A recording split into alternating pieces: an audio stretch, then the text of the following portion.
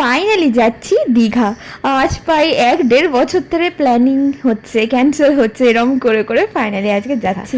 সব থেকে বেশি খুশি আমি মায়ের জন্য, কারণ আমার জ্ঞানত অবস্থায় গত 25 বছরে আমি বোধহয় মাকে কোথাও কোনোদিন ঘুরতে যেতে দেখিনি। যাই হোক, রাস্তায় বেরিয়ে প্রথমে ব্রেকফাস্ট করে নিয়েছিলাম, তারপরে গুটি গুটি পায়ে এই যে ঢুকছি দীঘার রাস্তায়। গিয়ে গিয়ে হোটেল খুঁজতে অনেকটা টাইম লেগে গেছে, বাট আমরা পেয়েছি প্রপার বিচ ভিউ একটা রুম।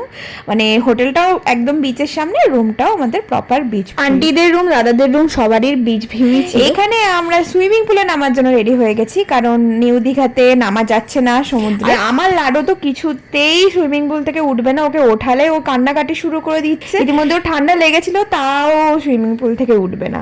মাদেরকে নামতে বলা হলো, মারা তো কিছুতেই নামলো না। আমরা তো ওখানে মিউজিক সিস্টেম নিয়ে গিয়ে দারুণ মজা করেছি। আচ্ছা, খেতে খেতে লাঞ্চ করতে করতে প্রায় বিকেল 4টে বেজে গেছিল।